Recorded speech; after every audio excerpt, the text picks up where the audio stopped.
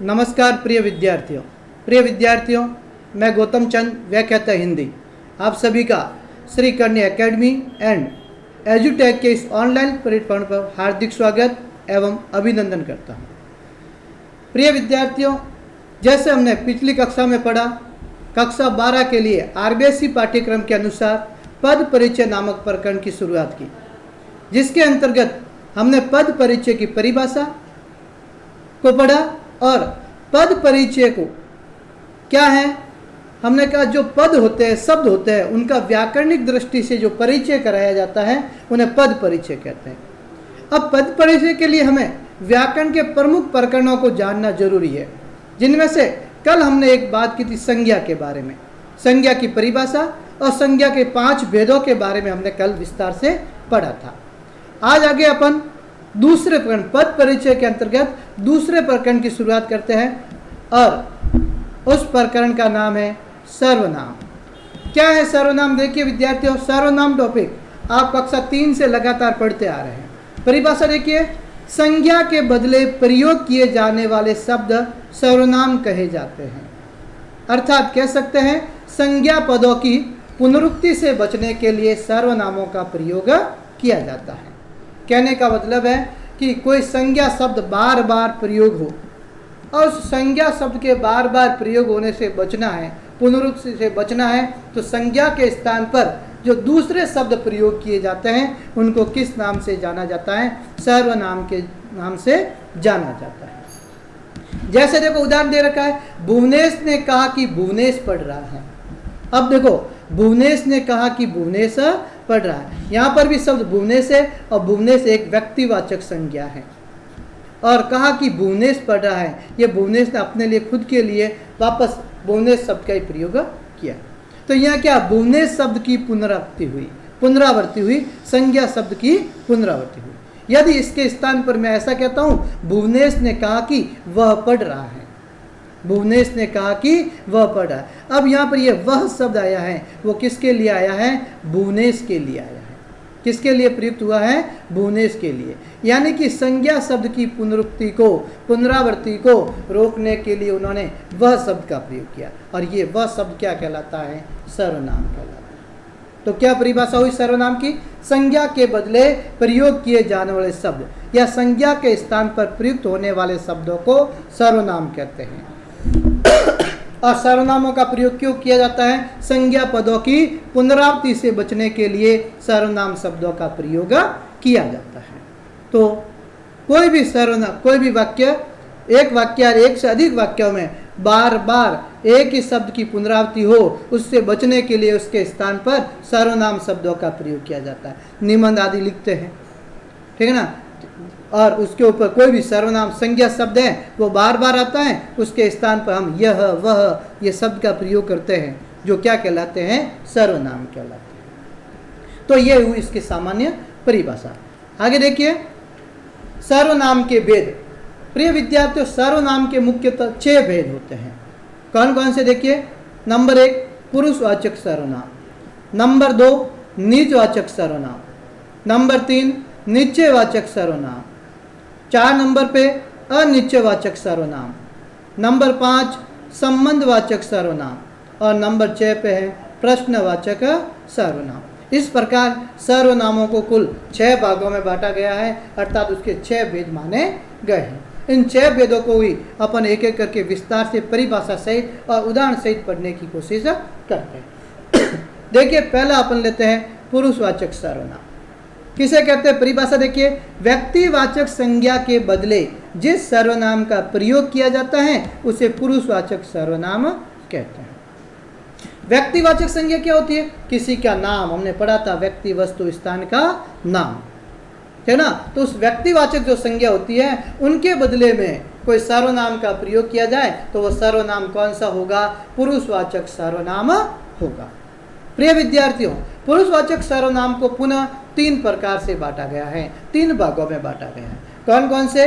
उत्तम पुरुष, दूसरा है मध्यम पुरुष और तीसरा है अन्य पुरुष। इस प्रकार पुरुषवाचक सर्वनाम के 3 भेद किए गए हैं। तीनों को पढ़ते हैं डिटेल में। देखिए, पहले पढ़ते हैं उत्तम पुरुष। बात को कहने वाले को उत्तम पुरुष कहते हैं, जिसे अपन कहते हैं वक्ता। बोलने वाला भी अपन कह सकते हैं वक्ता, या बोलने वाला जो होता है वो किसके अंतर्गत आता है? उत्तम पुरुष कहना है, यानी बात कहने वाला। जैसे अपन बात कर रहे हैं, अब मैं बोल रहा हूँ, मैं कहने वाला हूँ, मैं कौन हो गया? उत्तम पुरुष। तो मैं अपने नाम के स्थान पर मैं शब्द लिख सकता हूँ, एक वचन हो तो। एक से अधिक है, हम शब्द का प्रयोग कर सकते हैं। मेरा है, बहुतों के बीच में हमारा, मुझको, हमको। ये क्या? उत्तम पुरुष जो होता है, जो बोलने वाला होता है, बात को कहने वाला होता है, या फिर जो वक्ता होता है, वो अपने लिए इन शब्दों का प्रयोग करता है। नाम के स्थान पर किन शब्दों का प्रयोग करता है? मैं, हम, मेरा, हमारा, मुझको, हमको आदि जो शब्द हैं वो सब किसके अंतर्गत आते हैं? उत्तम पुरुष के अंतर्गत आते हैं। जैसे मैं जो शब्द बोल रहा हूँ, मैं मेरे नाम के स्थान पे बोल रहा हूँ। हम सब क्रिकेट खेलते हैं, हम सब क्रिकेट, हम यानी बहुत जन, सभी का नाम न लेकर के हम सब का मतलब है वहाँ पर उपस्थित सबके लिए। तो बात को कहने वाला जो होता है वो उत्तम पुरुष की श्रेणी के अंतर्गत आता है। दूसरा भेद है मध्यम पुरुष। मध्यम पुरुष का मतलब बात जिससे कही जाती है, यानी बात को सुनने वाला, ठीक है ना, जिसको अपन क्या कह सकते हैं? जो बात सुनता है, जिससे बात हम कह रहे हैं, वो बात को सुनने वाला व्यक्ति क्या कहलाता है? मध्यम पुरुष कहलाता है। जैसे तू, अपने से छोटा है तो तू शब्द का प्रयोग, या अपने से अपने बराबर है तो भी अपन तू शब्द का प्रयोग करते हैं। तुम, तुमको, तुम्हारा, तुम्हारी, तुम्हारे, ये सब शब्द आते हैं, वो सब किसके अंतर्गत आते हैं? मध्यम पुरुष के अंतर्गत आते हैं। और मध्यम पुरुष के अंतर्गत बात को सुनने वाला, जिससे बात कही जाती है। तो अब देखिए, मैं जो बोल रहा हूँ, मैं कौन सा पुरुष हो गया? उत्तम पुरुष। आप मेरी बात को सुन रहे हो, आप कौन हो गए? मध्यम पुरुष। तीसरा भेद है अन्य पुरुष। जिसके संबंध में बात कही जाती है उसे अन्य पुरुष कहते हैं। अब देखिए, मैं बात कहने वाला उत्तम पुरुष, आप बात सुनने वाले, क्योंकि मैं आपसे बात कर रहा हूँ, आप मध्यम पुरुष। परंतु किसी तीसरे व्यक्ति के बारे में हम बातचीत कर रहे हैं, वो तीसरा व्यक्ति या वस्तु स्थान जो भी है वो क्या कहलाते हैं? अन्य पुरुष की श्रेणी में आते हैं। इसके लिए वह, बहुवचन है तो वे, उसका, उनका, ये सब अन्य पुरुष की ओर संकेत करते हैं। तो प्रिय विद्यार्थियों, पुरुषवाचक सर्वनाम को तीन भागों में, उत्तम पुरुष जो बात कहने वाला वक्ता के लिए, मध्यम पुरुष जो बात सुनने वाला है, ठीक है ना, उसके लिए, और अन्य पुरुष जिस तीसरे व्यक्ति के संबंध में बातचीत की जाए। इस प्रकार पुरुषवाचक सर्वनाम को तीन भागों में बांटा गया। वाक्य के अंतर्गत आ सकता है कि वह आज स्कूल नहीं आया, वह आज स्कूल नहीं आया। वह शब्द के नीचे अंडरलाइन आ जाए, दो रेखा। आप पूछे ये वह क्या है, तो आपको लिखना पड़ेगा वह पुरुषवाचक सर्वनाम का अन्य पुरुष है। व्याकरण की दृष्टि से आपको बताना पड़ेगा। मैं अपना कार्य स्वयं करता हूँ, और मैं शब्द के नीचे अंडरलाइन आ जाए तो मैं क्या यहाँ उत्तम पुरुष कहलाएगा। आगे है तुम अपना कार्य करो।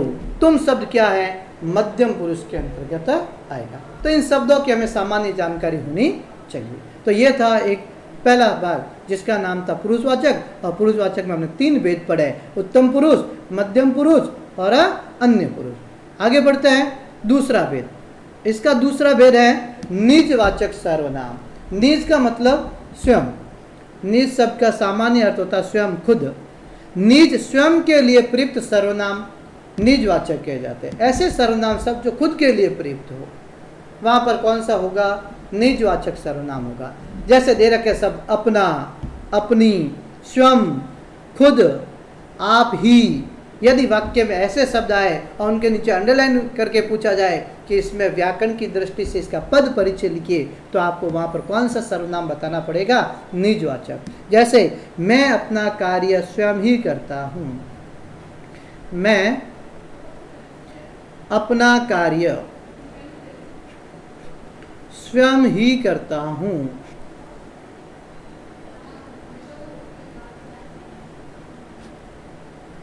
देखिए, इस वाक्य में यदि मैं शब्द के नीचे अंडरलाइन आ जाए तो उत्तम पुरुष है, और स्वयं या फिर अपना, ये दोनों ऐसे शब्द है जो अपन को किसके लिए बता रहे हैं, निजवाचक सर्वनाम की ओर संकेत कर रहे हैं। तो प्रिय विद्यार्थियों, वे शब्द जो स्वयं के लिए प्रयुक्त हो, ऐसे सर्वनाम शब्द जो स्वयं के लिए प्रयुक्त किए जाए वो निजवाचक सर्वनाम के अंतर्गत आए। तुम्हें अपना गृह कार्य खुद करना चाहिए, तुम्हें अपना गृह कार्य खुद करना चाहिए। खुद शब्द क्या है, निजवाचक सर्वनाम, और तुम्हें कहा तो सुनने वाला कौन सा हो गया, मध्यम पुरुष के अंतर्गत आएगा। तो दूसरा भेद इसका कौन सा है, निजवाचक सर्वनाम। तीसरा भेद देखिए, तीसरा भेद है निश्चयवाचक सर्वनाम। किसे कहते हैं, देखिए निश्चयवाचक सर्वनाम किसी निश्चित वस्तु या व्यक्ति का बोध कराने वाले सर्वनाम को निश्चयवाचक सर्वनाम कहते हैं।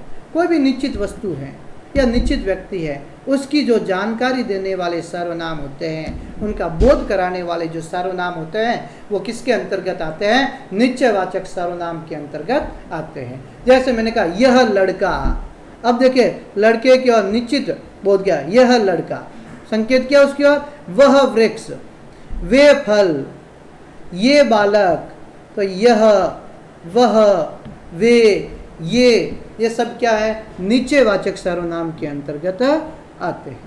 परंतु ये शब्द कैसे है, निश्चित है, निश्चित वस्तु या व्यक्ति की ओर संकेत करते हैं और उनके नाम के विधि में। देखिए लड़का शब्द क्या, जातिवाचक संज्ञा है, वृक्ष क्या, जातिवाचक संज्ञा है, फल क्या, जातिवाचक संज्ञा है, परंतु इनके लिए हमने प्रयोग क्या किया, यह लड़का, यह शब्द क्या हो गया, यहाँ पर निश्चयवाचक सर्वनाम हो गया। वह वृक्ष, यह वह किसके लिए आया, वृक्ष, उसके निश्चित और संकेत किया जा रहा है, यह वह शब्द क्या हो गया, निश्चयवाचक सर्वनाम। तो नजदीक के लिए कोई निश्चित वस्तु या व्यक्ति नजदीक है तो यह एक वचन के लिए और ये बहुवचन के लिए प्रयुक्त है, और दूर की वस्तु या व्यक्ति है तो वह एक वचन के लिए और वे बहुवचन के लिए प्रयोग किए जाते हैं। तो प्रिय विद्यार्थी, ये तीसरा भेद है निश्चयवाचक सर्वनाम। चौथा भेद इसका अनिश्चयवाचक सर्वनाम। चौथा भेद कौन सा आता है, अनिश्चयवाचक सर्वनाम। देखिए क्या है अनिश्चयवाचक, किसी वस्तु या व्यक्ति का निश्चित बोध न कराने वाले सर्वनाम अनिश्चयवाचक सर्वनाम कहे जाते हैं। ऐसे सर्वनाम शब्द जो किसी भी व्यक्ति या वस्तु की अनिश्चितता का बोध कराते हैं, यानी वो निश्चित नहीं है, ये जानकारी देते हैं, तो वह अनिश्चयवाचक सर्वनाम के अंतर्गत आते हैं। जैसे उदाहरण देखिए, कोई आ रहा है। अब बताइए कोई आ रहा, अपन क्या कह सकते हैं, कोई का अर्थ नहीं लगा सकते, निश्चित नहीं है कौन आ रहा। पानी में कुछ पड़ा है, क्या पड़ा है, कोई ध्यान नहीं, ठीक है ना। तो ये कोई, कुछ ऐसे शब्द है जो हमें निश्चित की ओर बोध नहीं कराते हैं, अनिश्चितता का बोध कराते हैं। तो वे सर्वनाम शब्द जो किसी व्यक्ति या वस्तु की अनिश्चितता का बोध कराते हैं वो किसके अंतर्गत आते हैं, अनिश्चयवाचक सर्वनाम के अंतर्गत आते हैं। तो चौथा भेद इसका कौन सा है, अनिश्चयवाचक सर्वनाम। आगे बढ़ते हैं, नंबर 5, पांचवा भेद इसका संबंधवाचक सर्वनाम। नाम से विदित है विद्यार्थियों, ये दो वस्तुओं या व्यक्तियों के बीच में क्या बताएगा, संबंध बताने का कार्य करेगा, यानी कि दो वाक्यों को या शब्दों को जोड़ने का कार्य करेगा। परिभाषा देखिए, दो वस्तुओं या व्यक्तियों के संबंध को सूचित करने वाले सर्वनाम को संबंधवाचक सर्वनाम कहा जाता है। ऐसे सर्वनाम शब्द जो क्या करते हैं, या तो दो वस्तुओं को या दो व्यक्तियों के संबंध को जोड़ने का कार्य करते हैं। इसके लिए कुछ शब्द दे रखे हैं, जो सो, कभी कभी सो की जगह वह शब्द भी आया, जो वह भी कह सकते हैं, जिसकी उसकी, जितना उतना, ये शब्द क्या करते हैं, दो व्यक्तियों या वस्तुओं को जोड़ने के लिए काम आते हैं, और ये सर्वनाम शब्द है और संबंध बताने का काम करते हैं, जोड़ने का काम करते हैं, इसलिए इसको संबंधवाचक सर्वनाम की श्रेणी में गिनते हैं। उदाहरण देखिए, बिना विचारे जो करे सो पासे पहुंचता है। बिना विचारे जो करे सो पाचे पहुंचता है। देखिए यहाँ जो और सो की जगह आप वो वह भी लिखते हैं तो भी चल सकता है। जिसकी लाठी उसकी भैंस, देखिए यहाँ पर संज्ञा शब्दों को संबंध बताया, कि भैंस किसकी, जिसकी क्या है लाट। तो ये जिसकी और उसकी, ये जो और सो, या फिर जो और वह, जितना उतना, ठीक ना, उतना कार्य कीजिए या इतना भोजन कीजिए जितना तुम पचा सको। तो ये जितना उतना, ये शब्द है वो क्या कर रहे हैं, दो वस्तुओं या दो व्यक्तियों के संबंध को सूचित करने का कार्य कर रहे हैं। तो ऐसे सर्वनाम शब्द जो दो वस्तुओं या व्यक्तियों के संबंध को सूचित करने वाले सर्वनाम क्या कहलाते हैं, संबंधवाचक सर्वनाम कहलाते हैं। आगे बढ़ते हैं। सर्वनाम का अंतिम भेद, छठा भेद, जिसका नाम है प्रश्नवाचक सर्वनाम। यानी कि इसके अंतर्गत अंत में क्या होगा, प्रश्नवाचक चिन्ह का प्रयोग किया जाता है। प्रश्नवाचक सर्वनाम के साथ ही प्रश्नवाचक चिन्ह का भी प्रयोग होता है। परिभाषा देखिए, जिन सर्वनामों का प्रयोग प्रश्न करने के लिए किया जाता है वे प्रश्नवाचक सर्वनाम कहलाते हैं। और इसमें दो शब्दों की आपको जानकारी होनी चाहिए, कौन और क्या। ये दोनों किसके अंतर्गत आते हैं, प्रश्नवाचक सर्वनाम। और मैंने कहा जब वाक्य पूर्ण हो तो अंत में प्रश्नवाचक संकेत चिन्ह लगाया जाता है। प्रश्न देखो, देखो तो कौन आया है, देखो तो कौन आया है। अब प्रश्न करें और कौन शब्द प्रश्न की ओर संकेत कर रहा है। आपने क्या खाया है, क्या शब्द है जो वस्तु की ओर। ध्यान रखना, कौन शब्द हमेशा सजीव के लिए प्रयुक्त होता है। कौन शब्द किसके लिए आता है, सजीव के लिए। और क्या शब्द किसके लिए आता है, निर्जीव के लिए आया है। आप क्या लेकर आए हो, क्या यानी कोई वस्तु के लिए। बाहर कौन खड़ा है, कौन का मतलब क्या है ना, कोई सजीव के लिए, किसी प्राणी के लिए प्रयुक्त किया जाता है। तो जिन सर्वनामों का प्रयोग प्रश्न करने के लिए किया जाता है वे प्रश्नवाचक सर्वनाम के अंतर्गत आते हैं। और इसमें किन किन शब्दों की बात की, कौन और क्या।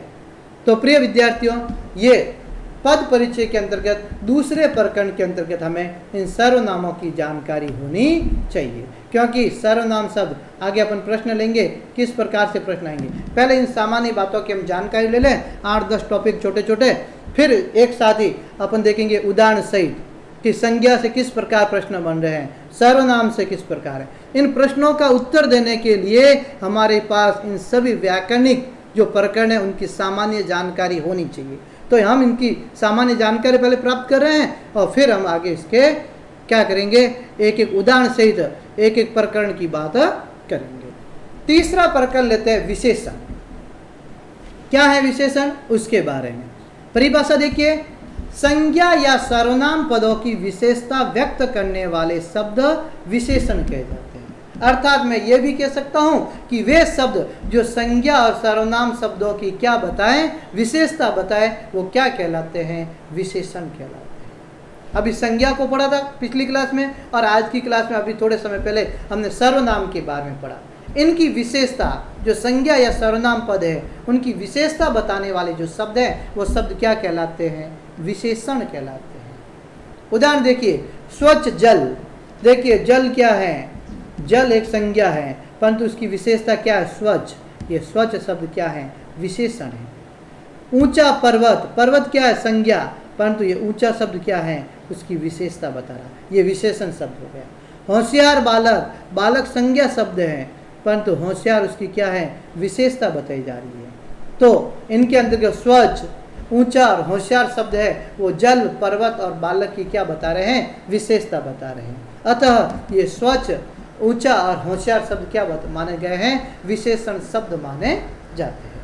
तो क्या परिभाषा होगी, वे शब्द जो संज्ञा या सर्वनाम पदों की विशेषता बताते हैं क्या कहलाते हैं, विशेषण कहलाते हैं। आगे बढ़ते हैं। आगे अपन बात कर रहे हैं विशेषण के भेद। प्रिय विद्यार्थियों, विशेषण के मुख्यतः 5 भेद हैं, यानी विशेषण को 5 भागों में बांटा गया है। पहले इसके 4 भेद पढ़े जाते थे और अब इसके 5वां भेद एक नया जोड़ा गया है, व्यक्तिवाचक विशेषण। तो 5 भेद कौन कौन से देखिए। नंबर 1 पर है गुणवाचक विशेषण, नंबर 2 पे है संख्यावाचक विशेषण, नंबर 3 पर है परिमाणवाचक विशेषण, चौथा है संकेतवाचक विशेषण। इस संकेतवाचक विशेषण को सार्वनामिक विशेषण भी कहा जाता है। इसका दूसरा नाम क्या है, सार्वनामिक विशेषण भी है। और अंतिम पांचवा है व्यक्तिवाचक विशेषण। तो विशेषण के प्रमुख 5 भेद माने जाते हैं। अब इन 5 भेदों को हम अलग परिभाषा और उदाहरण सहित समझते हैं। पहले अपन पढ़ते हैं गुणवाचक विशेषण। क्या है देखिए गुणवाचक विशेषण, संज्ञा या सर्वनाम के किसी गुण, रूप, रंग, आकार, दशा आदि को बताने वाले विशेषण क्या कहलाते हैं? गुणवाचक विशेषण कहे जाते हैं। अब देखो गुण का मतलब क्या नहीं, उनको केवल गुणों को ही बताना। गुणवाचक विशेषण के अंतर्गत संज्ञा या सर्वनाम शब्द जो पद आते हैं उनके गुण के बारे में, उनके दोष के बारे में, उनके रूप, रंग, उनका आकार, दशा, स्थिति आदि का बोध कराने वाले शब्द क्या कहलाते हैं? उनकी विशेषता बताने वाले शब्द क्या कहलाते हैं? गुणवाचक विशेषण कहलाते हैं। उदाहरण देखिए, सुंदर लड़की। बताइए लड़की क्या है? संज्ञा शब्द है, परंतु सुंदर क्या है? उसके गुण को बताया जा रहा है। ये सुंदर कैसा हो गया? गुणवाचक विशेषण है। काला सांप, सांप क्या है? संज्ञा शब्द है, परंतु काला शब्द उसके रंग को बता रहा है। ये रंग भी उसके किसके अंतर्गत आता है? गुणवाचक संज्ञा के अंतर्गत आता है। टेढ़ा बांस, ठीक है ना, बांस का प्रकार बताया जाता है, आकार कैसा है उसका? टेढ़ा, ये टेढ़ा उसका गुण है। बीमार स्त्री, ये उसकी क्या है? दशा, स्थिति बताई जा रही है कि वो कैसी है? बीमार। तो यहाँ सुंदर, काला, टेढ़ा और बीमार जो विशेषण शब्द हैं वो किसकी विशेषता बता रहे हैं? लड़की, सांप, बांस और स्त्री की विशेषता बता रहे हैं। मैंने कहा होशियार लड़का, बताइए लड़का की होशियार विशेषता है। मैंने कहा बदमाश विद्यार्थी। अब विद्यार्थी क्या है? संज्ञा शब्द है, परंतु जो बदमाश शब्द बोला मैंने ये उसका क्या है? दोष है, उसके अंदर ये कमी है बदमाश, ठीक है ना। तो गुण, दोष आदि जो शब्द आते हैं वो सब किसके अंतर्गत गिने जाएंगे? गुणवाचक विशेषण के अंतर्गत आएंगे। तो क्या परिभाषा हुई गुणवाचक विशेषण की? कि संज्ञा या सर्वनाम के किसी गुण, रूप, रंग, आकार, दशा आदि को बताने वाले विशेषण क्या कहलाते हैं? गुणवाचक विशेषण कहे जाते हैं। तो ये पहला भेद है विशेषण का, गुणवाचक विशेषण का। आगे बढ़ते हैं, भेद नंबर 2 की बात करते हैं। दूसरे भेद का नाम है विशेषण। प्रिय विद्यार्थियों, नाम से मालूम पड़ता है संख्या, और संख्या को क्या किया जाता है? गिना जाता है। क्या की जाती है? उसकी गणना की जाती है। तो ऐसे विशेषण शब्द जो संज्ञा सर्वनाम की गणना संबंधी विशेषता बताए तो संख्यावाचक विशेषण के अंतर्गत आएंगे। परिभाषा देखिए, संज्ञा या सर्वनाम की संख्या प्रकट करने वाले विशेषण संख्यावाचक विशेषण कहे जाते हैं। क्या प्रकट करेंगे? संख्या को, उनकी गणना, गिनती के बारे में बताएंगे, उनके क्रम के बारे में बताएंगे, ठीक है ना। तो वो सब किसके अंतर्गत आएगा? संख्यावाचक विशेषण के अंतर्गत आएगा। जैसे 2 पुस्तकें हैं, पुस्तकों की संख्या बताई जा रही है। कितनी पुस्तकें हैं? 2। ये 2 उनकी संख्या है, ये 2 क्या उनकी संख्या है। कैसा विशेषण होगा? ये कैसा विशेषण माना जाएगा? ये संख्यावाचक विशेषण माना जाएगा। 5 पंच, पंचों की संख्या बताई गई है 5। 5 उनकी संख्या निर्धारित, संज्ञा शब्द की संख्या निर्धारित की जा रही है, और 5 शब्द क्या हो गया? संख्यावाचक विशेषण। पहला लड़का, क्रम बताया जा रहा है, पहला, दूसरा, तीसरा, चौथा। तो ये पहला शब्द उनके क्रम को और लड़के को गिन सकते हैं, इसलिए संख्यावाचक विशेषण के अंतर्गत। तीसरी गली, क्रम, पहली, दूसरी, तीसरी, तीसरी गली को गिना जा सकता है कि मुझे तीसरी गली में जाना है, तो अपन पहली और दूसरी गिनेंगे और तीसरी गली में प्रवेश करेंगे। तो ये संख्यावाचक। कुछ विद्यार्थी, देखो विद्यार्थी और विद्यार्थियों क्या है? उनको गिना जाता है, परंतु कुछ है निश्चित नहीं है, फिर भी बताई संख्या जाती है। इसलिए संख्यावाचक जो विशेषण होते हैं वो 2 भागों में बटे होते हैं, निश्चित संख्यावाचक और अनिश्चित। जहाँ फिक्स संख्या दे रखी हो वहाँ पर निश्चित, जैसे 2, 5, पहला, तीसरी दे रखा ना, ये निश्चित है। परंतु कुछ विद्यार्थी, ठीक है ना, हजारों लोग, मैंने शब्द बोल दिया हजारों लोग। क्या हजारों लोग? देखो मैंने लिखा होता है 1000 लोग, तो आप बता सकते थे निश्चित संख्या है, परंतु मैंने बोला है हजारों लोग। हजारों की संख्या में लोग हैं, निश्चित नहीं दे रखे हैं, अनिश्चित संख्यावाचक सर्वनाम के अंतर्गत आएंगे। तो दूसरा भेद विशेषण का कौन सा है? संख्यावाचक विशेषण। तीसरा भेद लेते हैं, और तीसरे भेद का नाम है परिमाणवाचक विशेषण। किसे कहते हैं? देखिए, परिमाण शब्द का सामान्य अर्थ होता है मात्रा, जिसे नाप तोल किया जा सके, जिसका क्या किया जा सके? नाप तोल। तो यानी कि संज्ञा और सर्वनाम शब्द वे होने चाहिए जिसका हम क्या कर सकते हैं? नाप तोल, जिनकी मात्रा निर्धारित की जा सके, और उनकी विशेषता बताने वाले शब्द क्या कहलाते हैं? परिमाणवाचक विशेषण। परिभाषा देखिए, किसी वस्तु की माप या मात्रा को व्यक्त करने वाले विशेषण को क्या कहते हैं? परिमाणवाचक, है ना। कोई भी वस्तु यानी कि संज्ञा या सर्वनाम है और उसकी मात्रा का बोध हो, नाप तोल संबंधी विशेषता बताई जाए, वहां पर हमेशा कौन सा विशेषण रहता है? परिमाणवाचक विशेषण रहता है। देखिए उदाहरण, थोड़ा पानी, पानी को मापा तोला जाता है लीटर में। अब थोड़ा देखो निश्चित नहीं है, फिर भी थोड़ा है, पानी को माप तोल सकते। काम, काम को मात्रा होती है काम की, कितना काम? बहुत, ये बहुत उसका विशेषण है। आम को 2 किलो आम, आम को हम क्या कर सकते हैं? नाप तोल सकते हैं। ये 2 किलो उसकी विशेषता बताई जा रही है, परिमाणवाचक विशेषण। 5 मीटर कपड़ा, कपड़े को क्या करता है? नाप तोल, मापा जाता है। ये 5 मीटर क्या हो गया? परिमाणवाचक। यह भी संख्यावाचक की तरह 2 भागों में बटा हुआ है, निश्चित परिमाणवाचक विशेषण और अनिश्चित परिमाणवाचक विशेषण। निश्चित में क्या होगा? निश्चित संख्या, जैसे देखो 2 किलो, 5 मीटर, ठीक है ना, 7 सेंटीमीटर, 5.5 मीटर, 1.25 किलो, 3.25 मीटर। ये जो निश्चित संख्या दी होती है वो सब निश्चित परिमाणवाचक के अंतर्गत होती है, परंतु निश्चित नहीं। मैंने कहा थोड़ा पानी, ठीक है ना, ये थोड़ा शब्द क्या है? कोई निश्चित, है ना, मात्रा की ओर संकेत नहीं करता है, और जो निश्चित मात्रा की ओर संकेत नहीं करते हैं वो क्या कहलाते हैं? अनिश्चित परिमाणवाचक विशेषण कहलाते हैं। तो कितने भेद पढ़े इसके हमने? 2, निश्चित और अनिश्चित। और परिमाण के अंतर्गत हमने क्या पढ़ा? वस्तु को मापा तोला जाता है। तो प्रिय विद्यार्थियों, जहाँ वस्तु की माप या मात्रा संबंधी विशेषता बताई जाए वह परिमाणवाचक विशेषण होता है।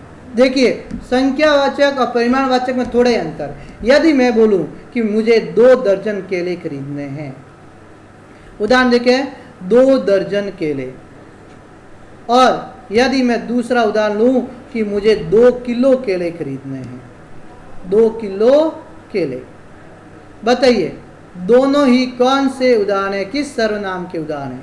2 दर्जन, और दर्जन का मतलब होता है 12 संख्या। 2 दर्जन की बात की तो 24 संख्या की बात की, और संख्या को मापा के, संख्या को गिना जाता है, और गिनने के खातिर ये किसके अंतर्गत आएगा? संख्यावाचक विशेषण के अंतर्गत आएगा। और 2 किलो केले, किलो को क्या किया जाता है? नाप तोल किया जाता है, और नाप तोल होने के खातिर ये दूसरा उदाहरण किसके अंतर्गत आएगा? परिमाणवाचक विशेषण के अंतर्गत आएगा। तो विशेषण का तीसरा भेद कौन सा हो गया? परिमाणवाचक विशेषण। चौथा भेद देखिए, चौथा भेद है संकेतवाचक विशेषण। इसे सार्वनामिक विशेषण भी कहा जाता है।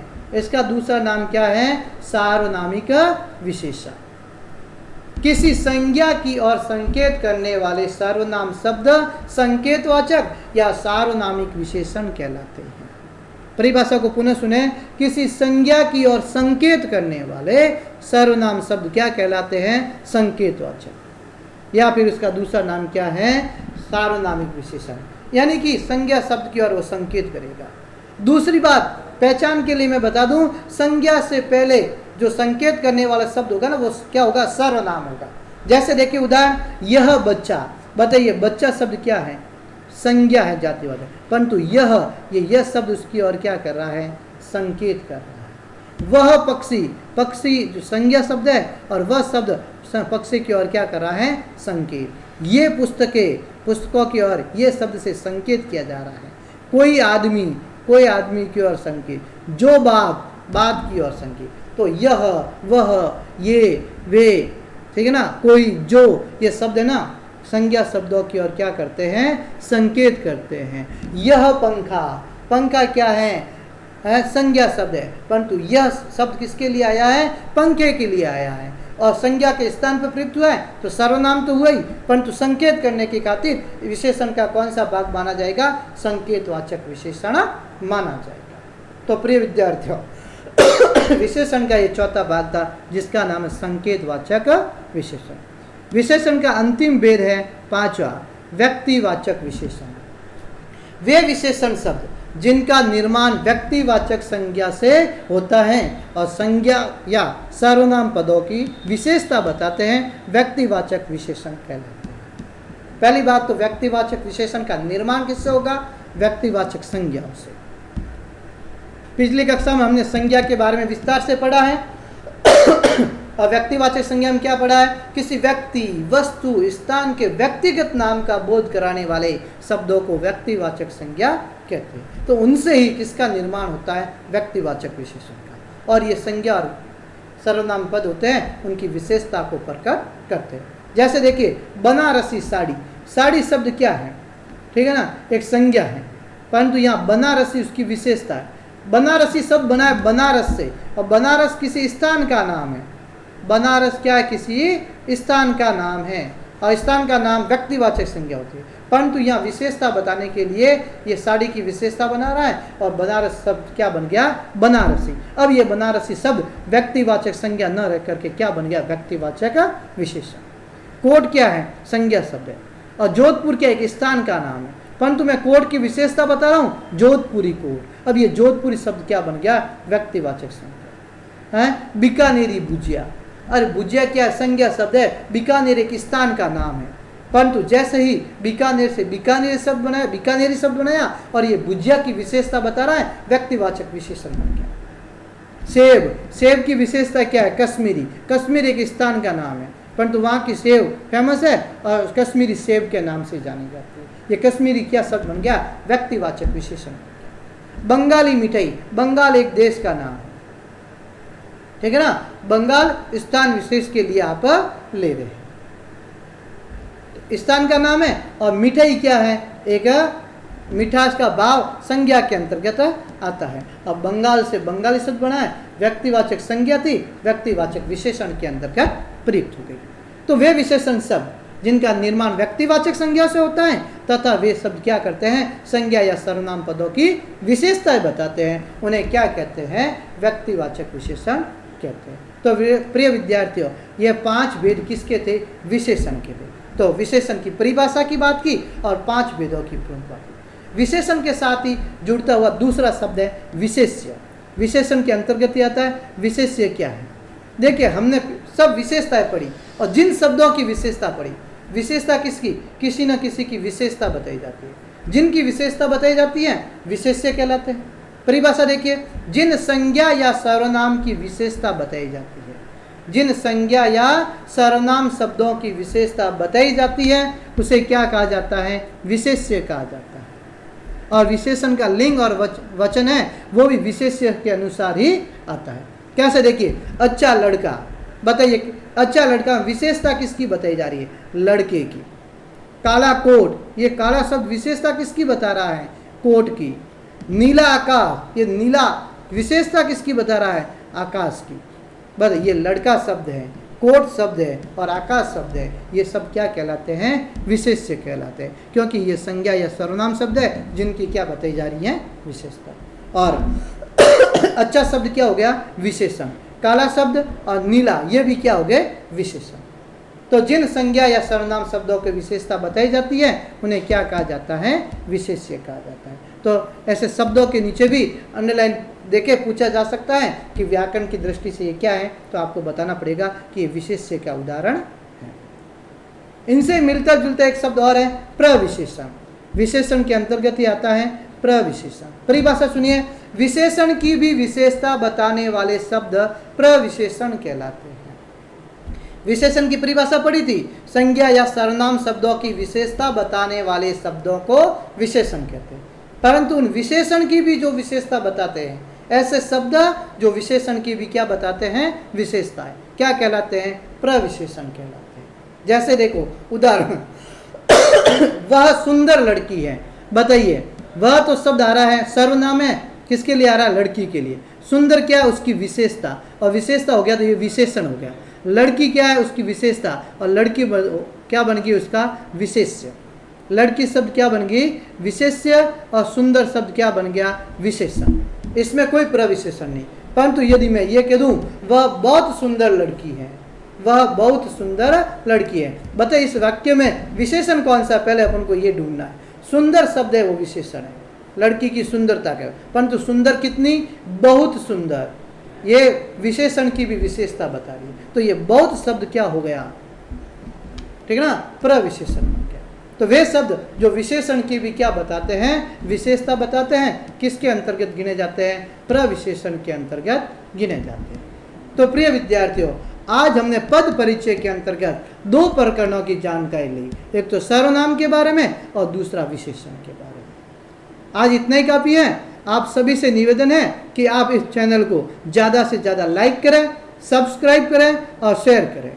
इस चैनल को देखने के लिए धन्यवाद।